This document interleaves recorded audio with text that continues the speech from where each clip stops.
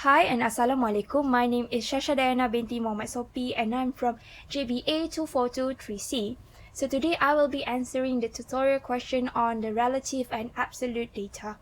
So the first question we have here is to multiply all numbers with 111 or 111. So here we already highlighted the 111, but we're going to click right here, and remember to always start with the equal sign, and then we're going to click right here, which is column 1, row 1. There you go, D6. Okay, now we'll proceed with the multiply symbol, that is star. Next, we're going to click on the 111, that is D8. So we're not going to proceed with this one. We need to remember to put on the $sign to lock it. Unfortunately, my F4 is not working, so I have to do it manually. So here we go, one by one, and then we're going to press enter. So there we go, that is the answer, and it's very easy. We're just going to drag everything. There we have it. Drag all the way down here. Always double check your answer to see whether is it right or wrong. Okay.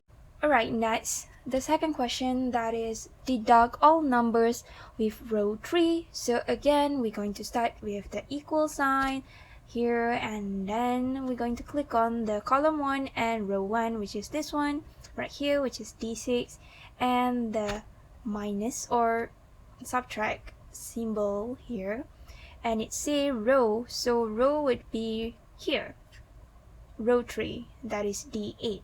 So again, we're not going to proceed just like this. Remember when it say row, row stands for number, so you have to put on the $sign before the number.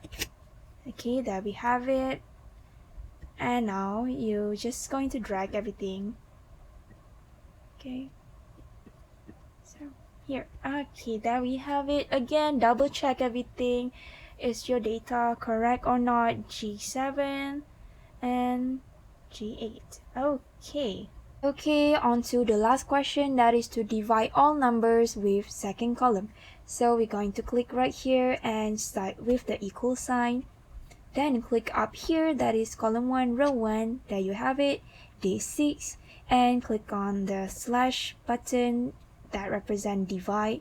And it says second column, so second column gotta be here. So we have E6. So again, are we going to proceed with this one? No. Always remember, column represent alphabet, so you need to lock your alphabet. So put the $sign before your alphabet. Okay, there you have it, your answer, and we're just going to drag everything all the way here and down here. Okay, but double check your word. So G7 and E7. So E7 is right here, that is second column, and G7 is this one. That is correct. Okay, there you go, the answer for question number 1, that is absolute and relative data. Now moving on to question number 2. Okay, here everything in this table is being arranged vertically, so we're going to use the VLOOKUP. If the table is being arranged horizontally, then that would be HLOOKUP. So here it says to record your word in order to determine field information for customer ID C110. Okay, so are we going to start right here? No, we're going to start here. Again, remember your equal sign, and you're going to type VLOOKUP. And open your bracket. There you go, lookup value. Okay, so what value are we looking for? That is the customer ID. So we're just going to press right here, there you go, and 7, and here it say to put the comma sign, so comma table array, so that would be this table. Drag everything, and there you go, B3 H26. Okay, now the comma sign and then column index number. So column index number is basically this gender where it's being placed. So we're just going to count right here, 1, 2. So it is on the second one, so we're just going to put 2 and close the bracket. So are we going to use like this? No, we're not going to proceed like this. We need to lock everything. So in order to lock it, you have to press F4 or put the $sign. So because I cannot use my F4, so yes, doing it manually one by one. Okay, so oops, there you go, $sign and $sign right here and as well here. So are we going to put a $sign on this last digit? No, because this digit will change according to here. Let's just click enter first. Okay, there you go. Now we're going to drag everything to down here. There we go, and change it to number 4 because purchase is on the fourth one. 1, 2, 3, 4. There you go. Now let's change this one for the MPG. So MPG is on the last one. Let's count 1, 2, 3, 4, 5, 6, 7 on the 7. So let's change the digit here to 7.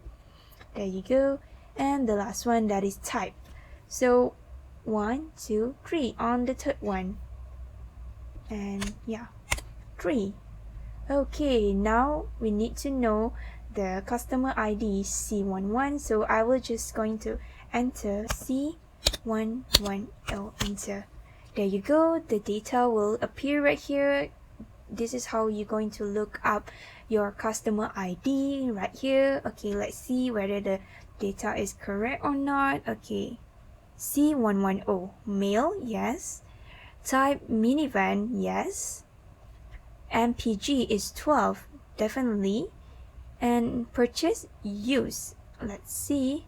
Yes, that's right. So this is the answer for question number 2, tutorial 1. Thank you, madam.